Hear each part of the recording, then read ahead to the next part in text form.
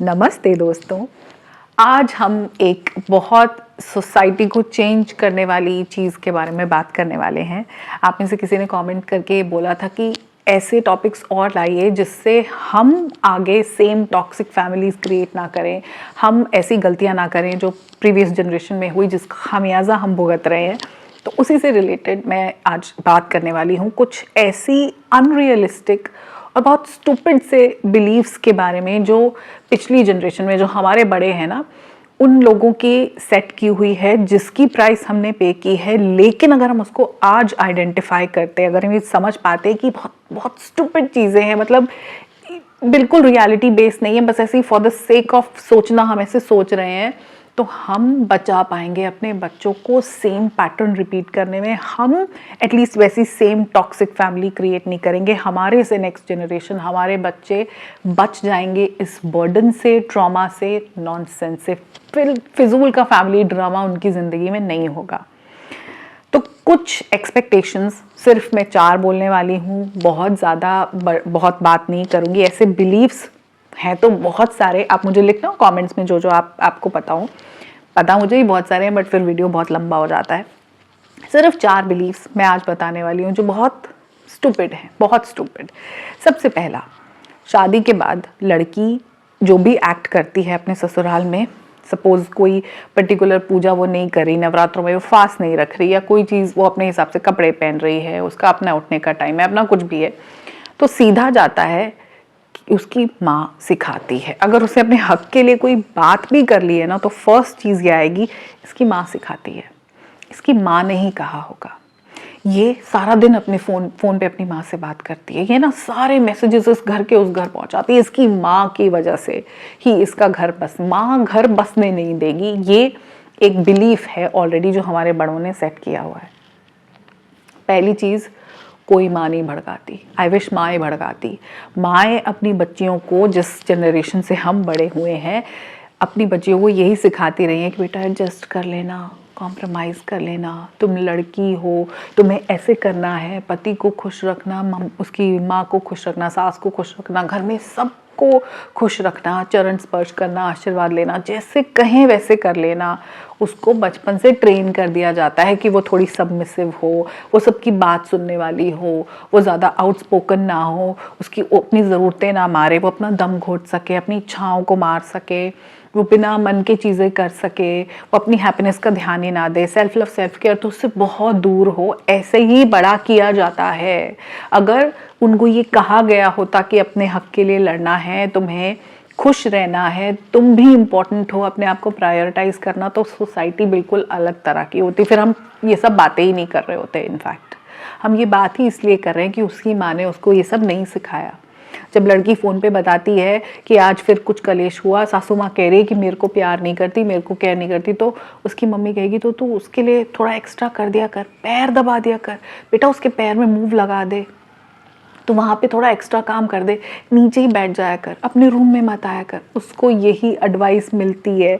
लड़की जब घर आती है कि मैं वहाँ वापस नहीं जाऊँगी, मम्मी पापा मुझे वहाँ बिल्कुल अच्छा नहीं लगता, मेरे को बहुत ताने मारते हैं, बेइज्जती करते हैं। नहीं बेटा, अब तो वही तेरा घर है। इनफैक्ट शादी से पहले उसको बोल देते हैं, देखो दोनों लोग आओगे तो घर के दरवाजे तुम्हारे लिए खुले हैं, अगर लड़ झगड़ के आए तो दरवाजे बंद हैं तुम्हारे लिए। बहुत क्लियर इंस्ट्रक्शंस होती है कि नहीं लेडीज़? कमेंट में मुझे बताओ, होती है कि नहीं ये इंस्ट्रक्शंस कि 2 ही लोग आओगे तो ही मैं, मतलब इस घर में तुम्हारी एंट्री है, नहीं तो नहीं है। भाई तुमको हर तरह से एडजस्ट करना है, वही तुम्हारा घर है, ये घर रहता ही नहीं है। सच है, माँ नहीं भड़काती।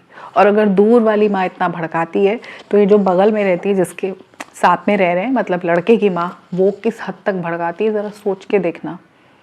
वो माँ सिर्फ फ़ोन पे बात सुन के भड़का देती है, तो ये वाली मम्मी जी जो हर वक्त देख रही हैं, जिनके पास और कोई काम नहीं है ऑब्जर्व करने की, कितने बजे उठी, नहाई कि नहीं नहाई, नाइट सूट में तो नहीं चली गई, अरे किसके लिए चाय बनाई, अपनी सिर्फ बना के पी गई, हमारी तो बनाई नहीं, अरे आज ये खाना कितना ख़राब सा बनाया, अरे घर का बड़ा गंदा रखती है, अरे अपना रूम, उनके पास यही काम है। तो वो किस हद तक ख़राब कर सकती है, वो देखो शादी का क्या सत्यानाश सर्वनाश करेंगी। इक्वल दो ना दोनों को। ये बड़ी गलत बात है, बहुत गलत सोच है, एक गलत बिलीफ है, इसको हटा दो। ये सिर्फ अजम्पशन है, ऐसा रियल में नहीं होता। दूसरा एक बहुत अनरियलिस्टिक बिलीफ ये है कि जो हमारे यहाँ के बड़े हैं, जो अब बड़े रहे हैं, उनको ना सेवा वाला मेवा बड़ा टेस्टी लगता है, उनको सेवा करवानी है।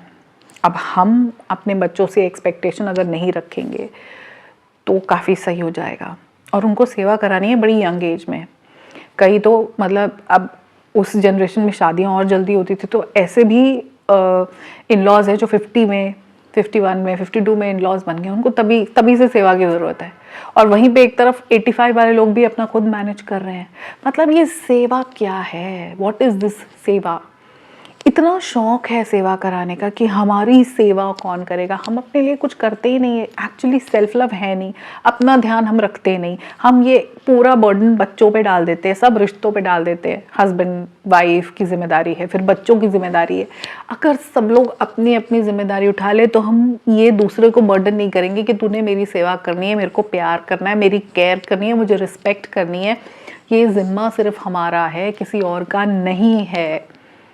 ये सेवा वाला बिलीफ बहुत गलत है कि बच्चे सेवा करेंगे तो ही जिंदगी में मोक्ष मिलेगा। ऐसा कुछ नहीं है। जो इंसान अपने लिए खड़ा है ना इंडिपेंडेंटली, उसी की तरफ सब अट्रैक्ट होते हैं। उनके आसपास बच्चे भी आते हैं, बहुएं भी आती हैं, दामाद भी आते हैं, सब आते हैं। जो अपना खुद कर रहा है वो अट्रैक्ट करता है बेटर रिलेशनशिप्स को। और जो इंसान सिर्फ दुख के साथ पड़ा हुआ है और वो दूसरों को बोल रहा है कि मेरा तो कोई ध्यान नहीं रखता, मैं तो ऐसे अकेली पड़ी हूँ, हमको कौन पूछता है, कोई प्यार नहीं करता, हम तो खुद पड़े हैं बुढ़े, बस ऐसे ही बुजुर्ग लोग, हमें तो हाँ भाई जब तक बच्चों को ज़रूरत थी हमें इस्तेमाल कर लिया, ये वाला हमको रिपीट नहीं करना। हमको ऐसे नहीं होना कल को, हमको किसी से सेवा नहीं करानी। हम इंडिपेंडेंटली अपनी सेवा कर सकते हैं। सेवा क्या करना है? अपना हेल्थ को ठीक रखो, आज से प्रायोरिटाइज करो ना। अपने शरीर में अच्छा खाना डालो, जंक खाना बंद करो, पानी ज़्यादा पियो, वॉक करो, एक्सरसाइज करो, योगा करो, मेडिटेशन करो, स्ट्रेस हो रहा है तो उस पर काम करो, अच्छा पॉजिटिव कंटेंट डालो। अपने आप लंबी उम्र होगी, हेल्दी होगी और आपके बच्चे भी आपकी तरफ आकर्षित होंगे। ये बिलीफ को यहीं क्रश करना है। सेवा वाला मेवा हमको नहीं चाहिए। और इसी से एक मेवा और खाने का बेटों के पेरेंट्स का बहुत मन करता है कि हमारा बच्चा श्रवण कुमार है। एक बिलीफ है। श्रवण कुमार की कहानी किसी ने पूरी सुनी नहीं, बस एक श्रवण कुमार था जो अपने माँ बाप को कंधों पे उठा के ले गया था, हमारा बेटा श्रवण कुमार है। अब माँ बाप के मुंह से जब ये स्टेटमेंट निकली, जब वो अपनी बहू को ये बताते हैं ना, कितनी कितनी बहुओं ने सुनी है श्रवण कुमार की कहानी, ज़रा बताना।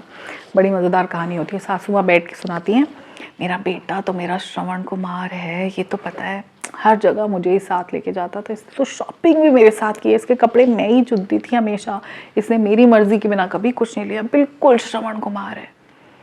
तो बीवी को एज अ कल्प्रिट फील होता है कि भैया मैंने कुछ गलत कर दिया क्या? मतलब मैं यहाँ पे जो आ गई हूँ, मैं तो कुछ पाप कर रही हूँ, उनका तो बड़ा अच्छा बॉन्ड था। अब लड़के को क्या लगता है कि मुझे ना इनको प्रूव करना है, मैं श्रवण कुमार हूँ, मैं बदला नहीं हूँ माँ, मैं इस औरत ये जो आई है मेरी बीवी के रूप में, मेरे को इसकी तरफ कोई अट्रैक्शन नहीं है, मैं इसको बिल्कुल प्यार नहीं करता, मैं तो आपका ही बेटा हूँ, मेरे को तो आप ही बढ़िया लगते हो। वो वहीं पे प्रूव करता रहता है। वो ब्लड रिलेशनशिप, वो माँ का ही बच्चा है, वो उसी घर में बड़ा हुआ है, वो फादर वहीं पे हैं, उसको उनको प्रूव करना है। वो नए रिश्ते को कर देता है इग्नोर। फिर हस्बैंड वाइफ में कभी बनती नहीं, फिर वो बच्चे भी वही झगड़ा, वही डिस्टेंस देखते हैं और फिर क्रिएट हो जाती है एक टॉक्सिक फैमिली। ये पैटर्न रिपीट नहीं करना। अपने बेटों में श्रवण कुमार ढूंढने बंद कर दो। अगर आपकी पेरेंटिंग बढ़िया है तो वो आपको अलाउ करेगी टू लेट गो ऑफ, कि अब ये लेवल अप करेगा। जब तक हमारे साथ था हमने इसका काम किया, that was our responsibility, we have done our best. जो हम कर सकते थे वो हमने बेस्ट करा, अपने बच्चों के लिए बेस्ट चीज़ें की। Now it's time for him to start a new relationship. अब उसको उसमें इन्वेस्ट करना है, क्योंकि तो लाइफ टाइम रिलेशनशिप है, अब इन दोनों ने साथ रहना है, ये फैमिली बनाएंगे, इनके बच्चे होंगे। Don't look for Shravan Kumars in your sons. वो सारी ज़िंदगी आपको प्रूव करता रहेगा तो वो नया रिश्ता कब बनाएगा? वो फैमिली को टाइम नहीं देगा, तभी तो परिवार इतने कन्फ्यूजन से भरे हुए हैं, इतनी मैनिपुलेशन है। ये साइकिल रिपीट नहीं होनी चाहिए। और जो आखिरी एक अनरियलिस्टिक बिलीफ है, वो बहुत अजीब सा है, वो थोड़ा सा वुमेन को बर्डन करता है। लड़कियों को ये सिखाया जाता है कि आदमी के दिल का रास्ता उसके पेट से होके जाता है, मतलब आदमी को खुश रखने के नुस्खे, आदमी को ये करने के लिए। तो ये बिलीफ है कि औरत अगर आदमी को खुश रखेगी तो चीज़ें सब चलती रहेंगी। ऐसा होता है? सब औरतें ट्राई करती है, बिकॉज ऑफ कोर्स हमारी कंडीशनिंग ऐसी है ना, सोशल कंडीशनिंग बचपन से हमने सीखा है। नई नई डिशेस ट्राई करेंगे, यूट्यूब से देखेंगे, अरे नहीं नहीं मैं कुछ स्पेशल बना दूँ कर दूँ, पहुँच जाए कोई आदमी के दिल तक। और ये सिर्फ एक तरफा क्यों है? औरत के दिल का रास्ता कहाँ है पता है किसी को? कोई बात ही नहीं हुई, किसी ने कोई ऐसे कहावत कभी बनाई नहीं कि औरत के दिल का रास्ता। पहुँचना क्यों है उसके दिल तक? वो तो सर्व करने के लिए है ना। इस बिलीफ को चेंज करना होगा। Marriage is an investment from both the sides. जब तक दोनों लोग 100% नहीं देंगे, औरत कोशिश करे ऑफ कोर्स अपने पति को खुश करने की, अगर वो घर पे है तो उसकी ये कोशिश करना गलत नहीं है कि मैं बेस्ट से बेस्ट खाना बना के दूँ, मैं घर को नीट एंड क्लीन एंड साफ रखूँ, मैं वो जब घर आए तो पॉजिटिव एनर्जीज घर में हो।